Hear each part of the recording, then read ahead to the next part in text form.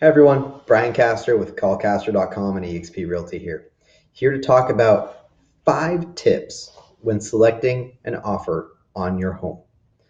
Now, this is going to be after you've marketed the heck out of your home that we've talked about over and over again in these videos. And this is going to be for when you get multiple offers in. Because if you get one offer in, you can still do this. The most help's going to be if you get 2 or more offers. Because if you have them sitting in front of you, how do you select which one is the best, right? Um, the first thing I want to get out of your mind is that you want to pick the highest price offer. That is not true. Almost ever. Sometimes it might work out that way, but it's not the factor that you want to look for, which is surprising to most people. But remember, if the deal doesn't close, or if the deal is funky, it's not always worth the extra money. So, number one thing we need to figure out is what is most important to you. Okay, do you need a fast closing? Do you need a slow closing? Do you really need a lot of money for this house? Do you really want to make sure that it actually closes? You need to figure out what is important in terms of your time frame, the amount of money, and anything else in between. The second thing you have to do, which is the hardest thing, you have to set aside emotions. Okay, this is a financial business deal.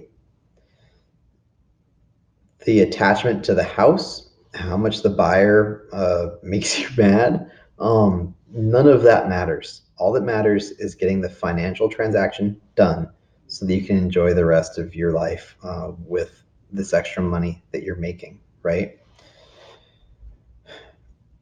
So now that we've got those out of the way, let's talk about the actual things you need to look for.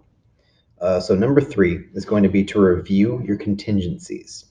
So in every contract, there's going to be contingencies, things that say, I will buy the house if. So you need to read those carefully and compare them in the offers.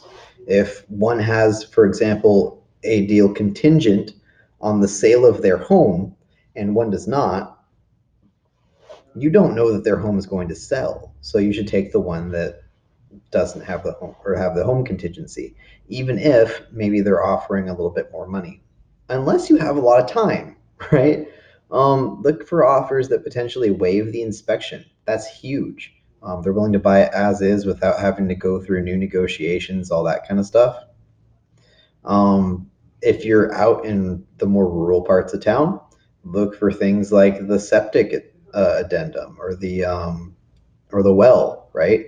Make sure that you're looking at all of these different things and see how they compare. Maybe they're all the same, maybe they're not, but that can be huge in the time frame of the transaction and if it will even close. Next, recognize, which is number 4, recognize strong offers. Okay, you're going to be looking for a lot of different things here. Uh, One of the biggest things is going to be buyer funds. So if they give you a pre-approval letter that's way above what they're offering to pay, that means they've got some money in their pocket in case something goes wrong, in case the appraisal comes in low, or we have other problems.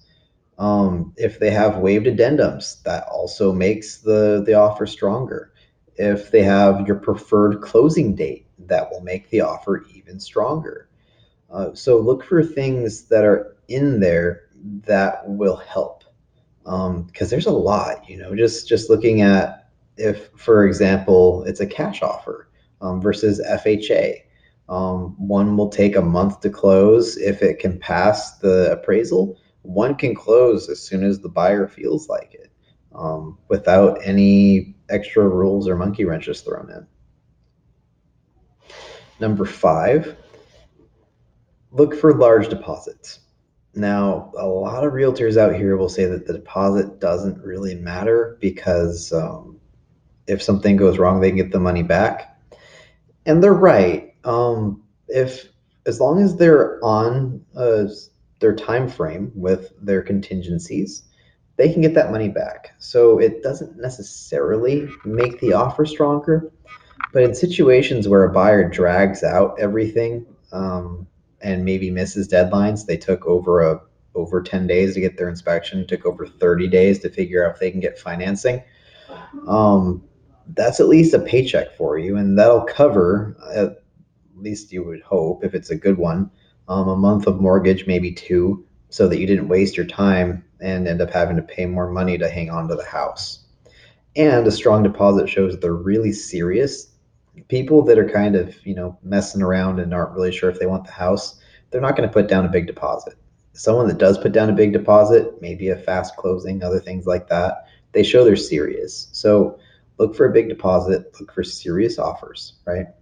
So overall with this, the biggest thing comes back to number one: figure out what you want, then carefully review everything in all the offers to figure out which one is first and foremost going to actually close, and then secondly gives you as much of what you want as possible. If you ever need help, right, talk to a realtor. We do this a lot. We deal with these contracts a lot. We've had transactions go well and transactions not go well. So we are really good at identifying what makes an offer strong and what makes an offer not, and red flags, and maybe not a good one to accept. If you ever need anything, you know what to do. Every time. Call Castro, the XP Realty. Talk to you guys soon.